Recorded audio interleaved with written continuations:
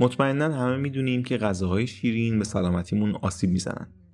مصرف بیش از حد شکر باعث افزایش وزن، بیماری‌های قلبی، دیابت نوع 2 و حتی افسردگی میشه. شکر در میوه‌ها و سبزیجات به صورت طبیعی وجود داره. با این وجود شکر در بسیاری از محصولات فرآوری شده هم وجود داره که باعث میشه کالری روزانه ما به میزان قابل توجهی افزایش پیدا کنه. راستی چقدر درباره شکر تو غذاهامون میدونیم؟ این غذاهای خوشمزه پر از قند چه تأثیر در بدنمون میذارن؟ تو این اپیزود میخوایم بیشتر در مورد این ماده خوشمزه مضر بدونیم. پس همراه ما باشید.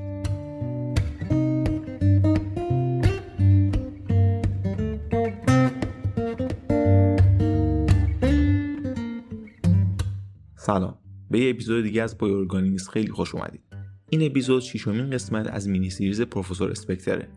تو قسمت‌های قبل این مینی سریز کلی از تحقیقات پروفسور اسپکتر در حوزه سلامت و تغذیه رو شنیدیم.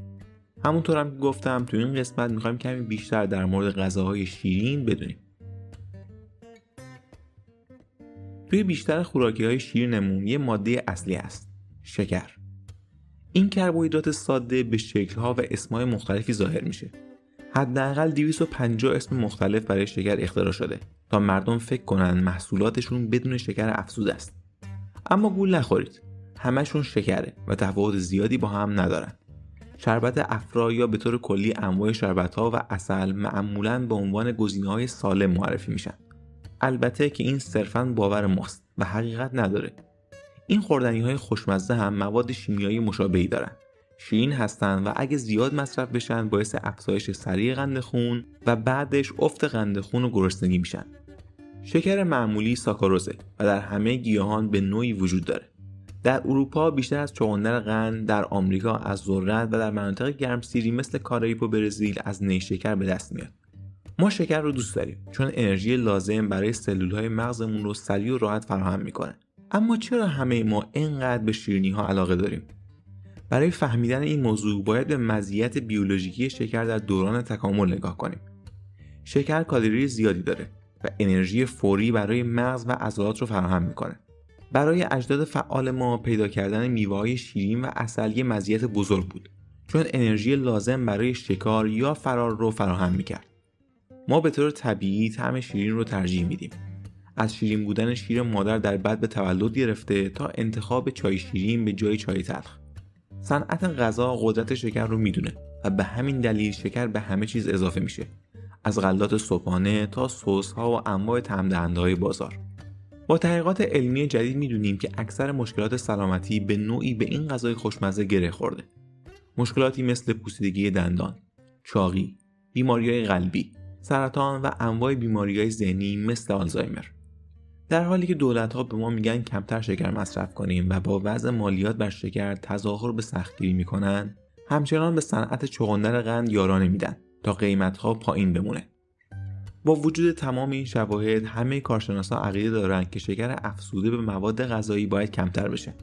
مصرف شکر به هر شکلی قطعاً سالم نیست، به ویژه وقتی به صورت مصنوعی مصرف بشه.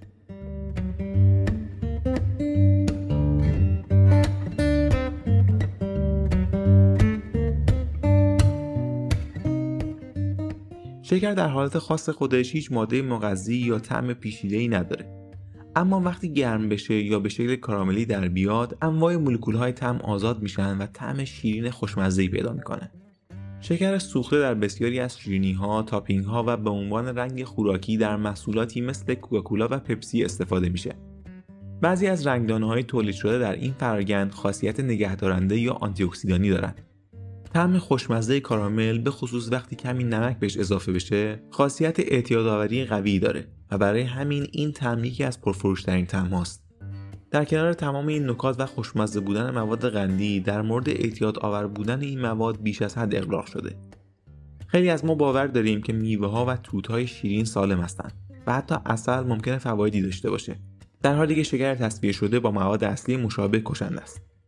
در اینکه میوه و حتی عسل فوایدی داره شکی نیست، ولی فکر نکنیم که این مواد از لحاظ قند بهتر هستند. چه مواد طبیعی و چه مواد خوراکی با قند مصنوعی هر دو از لحاظ بالا بردن قند خون مضرن و اینجا انتخاب بین بد و بدتره. برای افرادی که دچار دیابت هستن هر کدوم از این مواد میتونه کشنده باشه. همونطور که در قسمت‌های قبل هم توضیح دادیم، بخش‌های دیگه غذا که کمتر مطالعه شدن مثل فیبر و پلیفنول‌ها نسبت به قند موجود در غذاها مهمترن. عسل همیشه برای ما انسان‌ها اهمیت خاصی داشته و نظریه تکاملی وجود داره که توانایی شکر عسل و به دست آوردن سریع کالری باعث شده مغز ما سریعتر از دیگر موجودات رشد کنه. بررسی‌های منتشر شده در دنیا به فواید عسل برای درمان خیلی از بیماری‌ها مثل برونشیت، آسم، درمان زخم‌ها و سرطان اشاره دارند. عسل عمدتاً از شکرهای ساده تشکیل شده.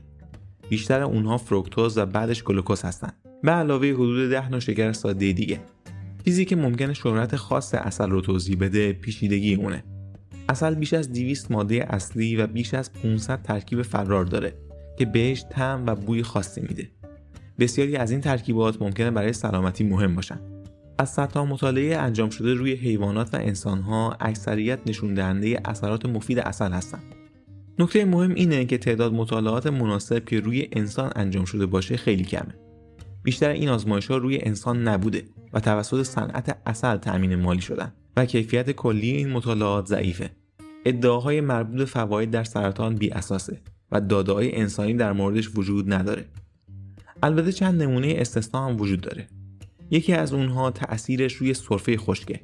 بررسی 14 مطالعه نشون داده که عسل دفعات و شدت سرفه رو در بزرگسالان مبتلا به عفونت‌های تنفسی فوقانی بهبود میبخشه. علاوه بر این طبق مشاهدات این ماده میتونه در درمان زخم‌ها هم موثر باشه. برخی مطالعات انسانی نشون دادن که مصرف عسل محلی میتونه علائم تب یونجه رو به طور قابل توجهی بهبود بده. برای همین خیلی‌ها معتقدن که عسل میتونه فواید ضد آلرژی هم داشته باشه. چه از عسل برای تب یونجه استفاده کنید و چه برای طعم، به یاد داشته باشید که 12 زنبور کارگر تمام عمر خودشون رو صرف تولید تنها یک قاشق چایخوری عسل میکنن. اگه میخواید از این خوراکی خوشمزه استفاده کنید، سعی کنید این عسل به صورت طبیعی باشه، چون خیلی از انواع کارخونه‌ای این محصولات از قندهای مصنوعی استفاده میکنن. همچنین به خاطر داشته باشید عسل حتی به صورت طبیعی سرشار از قنده، پس به اندازه مصرف کنید.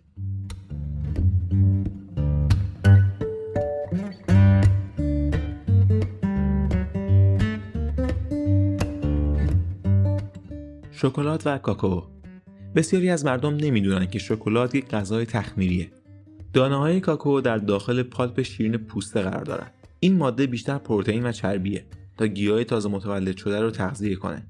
علاوه بر اون حاوی یک سری مواد شیمیایی برای دفع شکارچیان از جمله پلیفنول‌ها و آلکالوئیدهای تلخه. بعد از اون به دانه‌هایی تبدیل میشن که بعد از تخمیر نمیتونن جوانه بزنن. کشاورزان پوسته‌ها رو میشکنن و پالپ‌ها و دانه‌ها رو با هم در مخازن قرار میدن و منتظر میمونن تا خورشید و رطوبت کار خودشون رو انجام بدن. میکروب‌ها به سرعت از پالپ اصلی تغذیه میکنن و مخمرهای طبیعی فرایند پیچیده رو برای قهوه‌ای کردن و آماده‌سازی شکلات شروع میکنن. شکلات بیش از 600 ماده شیمیایی طعم دهنده داره و به لطف میکروب‌های تخمیر کننده یکی از پیچیده‌ترین غذاییه که میتونیم بخوریم. صدها پلیفنول وجود داره که عمدتاً در حالت خام و تخمیر شده آزاد میشن. اما خیلی از این پلیفنول‌ها بعد از کلی مواد شیمیایی که در کارخونه اضافه می‌کنیم از بین میرن. شکلات یک خوراکی شیرینه که اکثرا باور دارن فقط برای چاق کردن، ایجاد جوش و پوسیدگی دندان طراحی شده. البته که نوع صنعتیش هم همینه. ولی شکلات به ذاته و به طور طبیعیش بسیار برای بدن و مخصوصاً قلب مفیده. اضافه کردن سایر مواد معمولاً کیفیت و احتمالاً فوایدش رو کاهش میده. هرچی درصد کاکائو بالاتر باشه، شکلات خالص‌تر و تلخ‌تره. متاسفانه در روند تولید شکلات در کارخونه‌ها انواع مواد شیمیایی شامل نگهدارنده‌ها، سفت کننده‌ها، لسین‌های سویا، طعم دهنده‌ها و چربی‌های گیاهی بهشون اضافه میشه. حالا با تمام این شواهد و اطلاعات میتونیم شکر و تنقلات شیرین بخوریم؟ در جواب باید گفت که دل کندن از این غذاها بسیار مشکله و نخوردنشون با وجود این زندگی ماشینی سخته. اما اگه واقعا به سلامت خودمون اهمیت میدیم، باید تا جای ممکن از این خوراکی‌های خوشمزه دوری کنیم.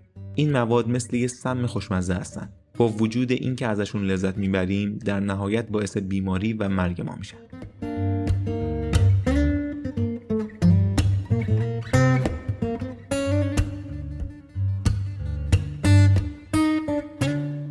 ممنون که تو این اپیزود هم همراه ما بودید.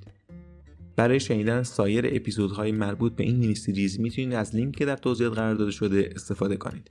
هدف پادکست بایوارگانیکس رسوندن اطلاعات بروز سلامت به شماست تا با مصرف کمترین دارو سلامت باشید. ما این اطلاعات رو از بروزترین و معتبرترین منابع دنیا که در حوزه سلامت شخصی هستن انتخاب میکنیم که میتونید اونها رو بدون هزینه یا با کمترین هزینه اجرایی کنید. شما هم در بهتر شدن پادکستمون نقش دارید.